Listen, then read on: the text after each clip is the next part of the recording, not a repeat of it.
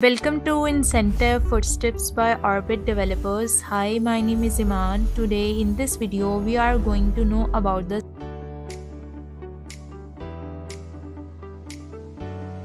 Next हम बात करने वाले हैं डिव एलिमेंट्स की। डिव एलिमेंट्स मेरे पास क्या होते हैं? डिव एलिमेंट्स वो एलिमेंट्स होते हैं जो कि मेरे पास बाकी एलिमेंट्स को कलेक्ट करने के लिए यूज किए जाते हैं। डिव एलिमेंट को हम यूजुअली कंटेंट डिवीजन एलिमेंट कहते हैं। आपको नेम से इसका प्रोमिनेंट हो रहा है कि ये डिवाइड करता है कंटेंट को जो भी हम उसको यूज करते हैं।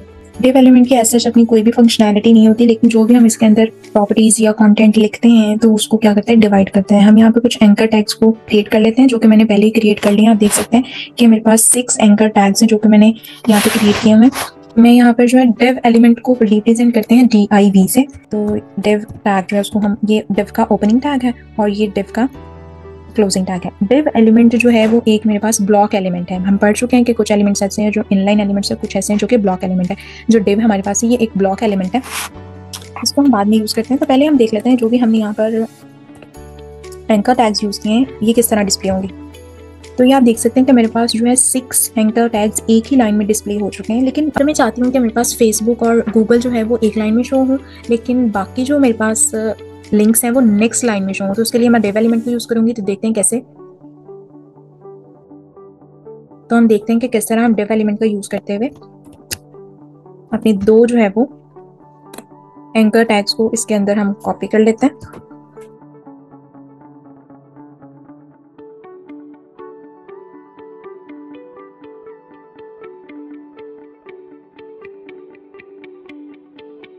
तो आप देख सकते हैं कि गूगल और फेसबुक जो है मेरे एक लाइन पे आ गया, बाकी सारे जो है नेक्स्ट लाइन पे आ गए। हम इसको इंस्पेक्ट भी कर लेते हैं।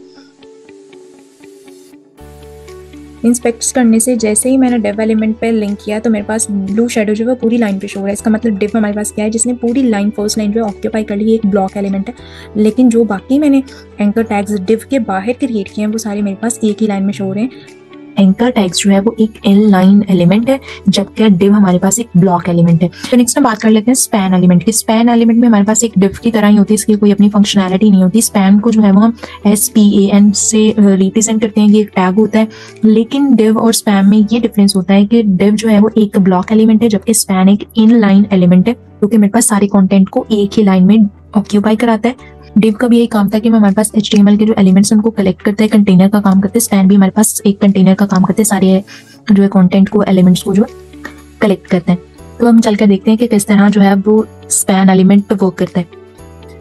तो ये मेरे पास जो है वो एक डिव एलिमेंट की मैंने एग्जांपल ली है। तो इसको डिव को हम क्रॉस करते हैं और स्पैन को चेंज करते हैं। सिमिलरली यहाँ पर ये स्पैन का जो है मेरे पास ओपनिंग टैग है और ये स्पैन का एक क्लोजिंग टैग, और ये मेरे पास पूरा एक स्पैन एलिमेंट बन चुका है। तो हम इसको प्रीव्यू कर लेते हैं, Ctrl+S। तो अब ये देख सकते हैं कि डिव एलिमेंट की मदद से जो है वो मैंने गूगल और फेसबुक ऊपर वाली लाइन में, जबकि बाकी सारे मेरे पास जो है वो लिंक्स नीचे वाली लाइन में। रिफ्रेश करेंगे तो यहाँ पर हमने यूज़ किया स्पैन एलिमेंट। तो स्पैन एलिमेंट की वजह से मेरे पास सारे के सारे जो है वो एक ही लाइन में अपीयर होंगे। इससे ही हमारे पास प्रूफ होता है कि स्पैन एलिमेंट एक इनलाइन एलिमेंट है। हम इसको प्रीव्यू भी कर लेते हैं। देखिए हमारे पास इंस्टाग्राम उतनी ही जगह ले रहा है, जो स्पैन में हमारे पास कंटेंट है गूगल का वो भी उतनी ही जगह ले रहा है, और फेसबुक भी उतनी ही जगह ले रहा है। पूरी एक लाइन ऑक्यूपाइड नहीं कर रहा, जितनी उसको जगह रिक्वायर्ड है सिर्फ वो उतनी ही ले रहा है। तो ये तो था मेरे पास बेसिक स्पैन और डिव का ओवरव्यू। तो डिव और स्पैन को हम जो CSS में जाके डिटेल में इनकी प्रॉपर्टीज पढ़ेंगे। फिलहाल अभी HTML में हम बेसिक्स इतना ही पढ़ते हैं कि डिव का क्या काम होता है और स्पैन का क्या काम होता है। तो नेक्स्ट हम जिस एलिमेंट को पढ़ने वाले हैं वो HR टैग। HR टैग को हम हॉरिजॉन्टल रो एलिमेंट भी कहते हैं। HR टैग हमारे पास जो है वो एक सिंगल टैग एलिमेंट होता है। सिमिलरली BR की तरह जो HR टैग होता है ये हमारे पास एक डिवाइडर की तरह काम करता है, एक हॉरिजॉन्टल लाइन को क्रिएट करता है कंटेंट को डिवाइड करने के लिए। BR टैग जो होता है वो हमारे पास लाइन की स्पेस क्रिएट करता है, लेकिन HR टैग जो है पूरी की पूरी लाइन क्रिएट करता है हॉरिजॉन्टल फॉर्म में। तो हम चलकर देख लेते हैं फाइल के अंदर किस तरह ये हमारे पास काम करेगा। तो मैंने एक पोर्टफोलियो बनाया हुआ था, तो मैं चाहती हूँ कि मेरे पास जो है वो एजुकेशन और स्किल्स और हॉबीज़ एंड नेक्स्ट कंटेंट, इन सब के अंदर जो है वो HR टैग एक हॉरिजॉन्टल लाइन जो है वो क्रिएट हो जाए, ताकि मेरे पास कंटेंट डिवाइड हो जाए। तो हम चलकर देखते हैं। सिमिलरली मुझे यहाँ पे स्किल्स के बाद भी है एक HR टैग यूज़ करना है, Ctrl+S। तो एक और लाइन मेरे पास यहाँ क्रिएट हो गई है। सिमिलरली यहाँ पर भी एक HR टैग हम यूज़ कर लेते हैं।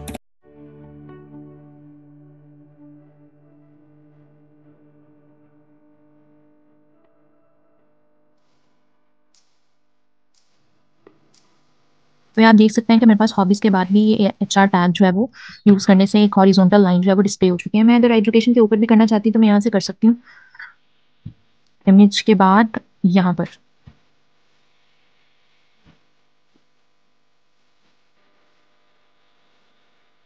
तो ये तो था एचआर टैग, किस तरह हमने यूज़ किया।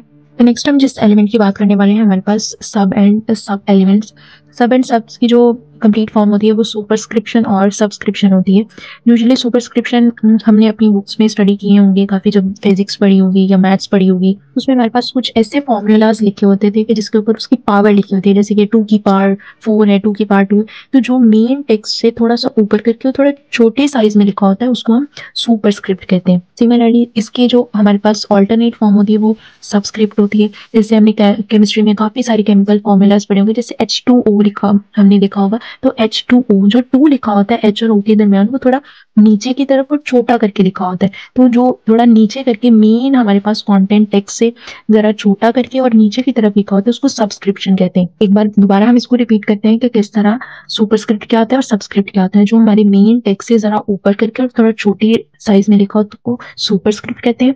जो मेन साइज से जरा नीचे करके छोटी फॉर्म में साइज में लिखा होता है उसको हम सबस्क्रिप्ट कहते हैं।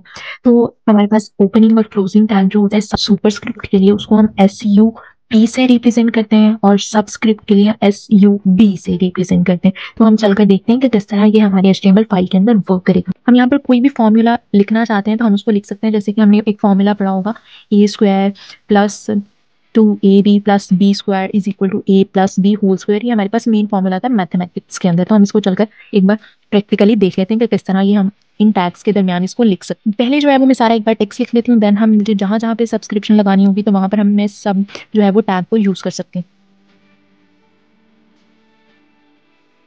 तो यहाँ पर आप देख सकते हैं कि जो मुझे ये वाला 2 है, A प्लस B के बाहर होल का स्क्वायर लिखा हुआ है, इसको मुझे सुपरस्क्रिप्ट में करना है। सिमिलरली जो मेरे पास इक्वल के राइट साइड पे लिखा हुआ है, यहाँ पर A के साथ जो 2 लिखा हुआ है इसको सुपरस्क्रिप्ट करना है और लास्ट पे जो B के साथ 2 लिखा हुआ है इसको सुपरस्क्रिप्ट करना है। तो मैं इन जो 2 को है सुपरस्क्रिप्ट टैग के अंदर एंटर कर लेते हैं। तो यहाँ पर मैं 2 लिख लेती हूँ और इसको जो है हम रिमूव कर देते हैं। सिमिलरली यहाँ पर भी जो है वो मैं सुपरस्क्रिप्शन का टैग एंटर करूँगी और सिमिलरली यहाँ पर भी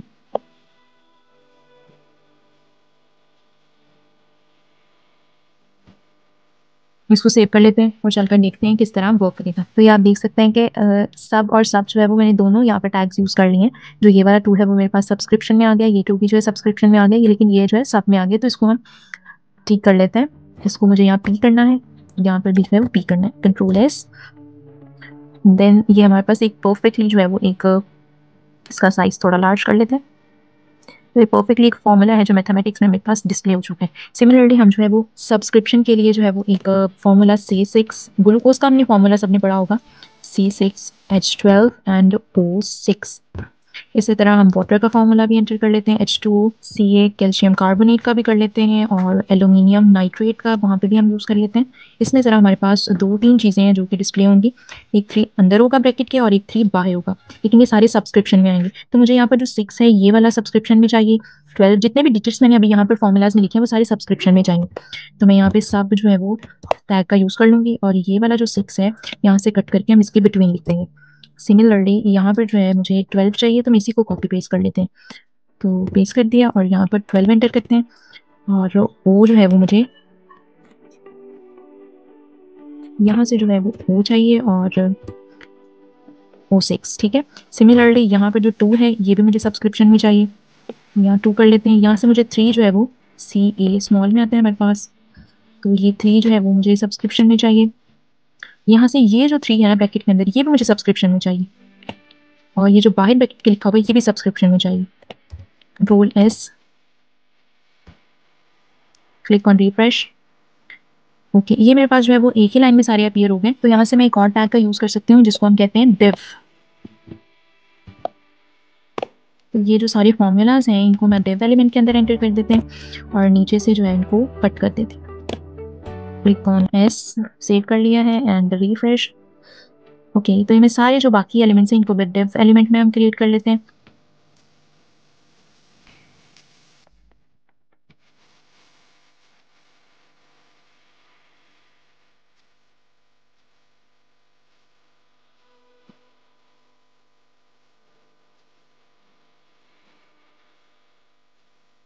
तो ये अब आप देख सकते हैं कि मेरे पास ये सारी जो है वो डबल एलिमेंट की मदद से मैंने इस तीनों के तीनों चारों के चारों जो फॉर्मूलाज हैं इनको एक ही लाइन में जो है वो अलाइनमेंट में शो कर दिया है।